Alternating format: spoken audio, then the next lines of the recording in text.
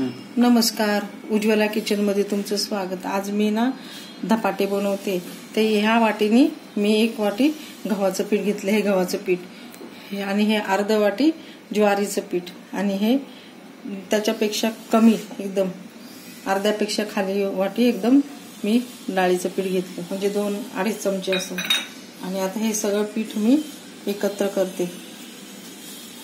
हे गव्हाचं पीठ जास्त आहे, 1 वाटी गव्हाचं पीठ सगळे असे एकत्र करणार मी। आता हे एकत्र करते।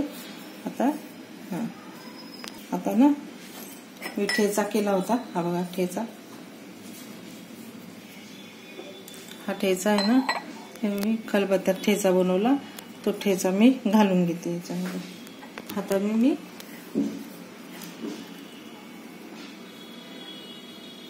हातानेच घालून घेतलं ठेचा, चमच्याने ते निघणार नाही। तर लाल मिरची मी थोडीच घेते, हिरवी मिरची घातल्यामुळे। पाव चमचा हिंग आणि असं चोळून हाताने घातलं।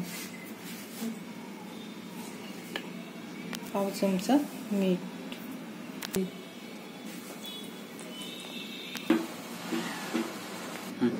आता थोडं मी तीळ घालते।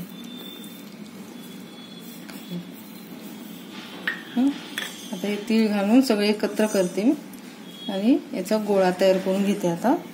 आणि मग याचे धपाटे करू आपण। हे सगळं घातलं आता मसाले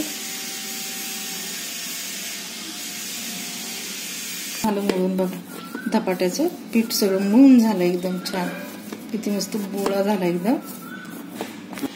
हे धपाटे बनवून घेते आता असे।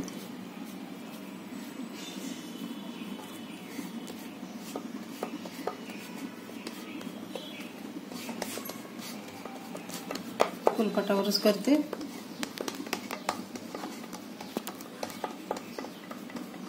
मोठे करा छोटे करा, आम्हाला छोटेच आवडतात।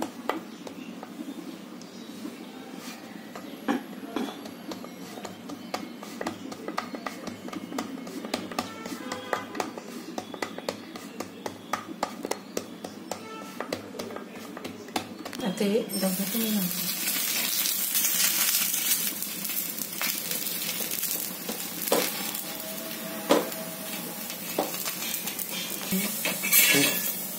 झालं भाजून, तेल घालायचं। धपाट्याला थोडं तेल जास्त असलं ना छान लागतं, एकदम चविष्ट लागतं एकदम। थोडंसं तेल जास्त टाकायचं, म्हणून काळा तव्यावर करायचं, निर्लिप्त तव्यावर नाही करायचं, मग त्यामुळे त्याला तेल नाही घालता येत ना।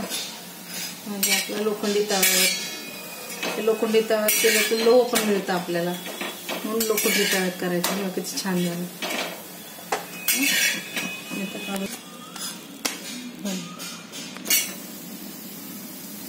ते झाले थालीपीठ बनवून शेवटचे। आता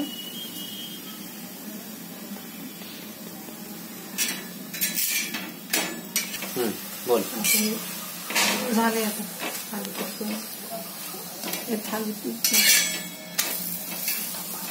धपाटे आता मस्त खमंग भाजले धपाटे।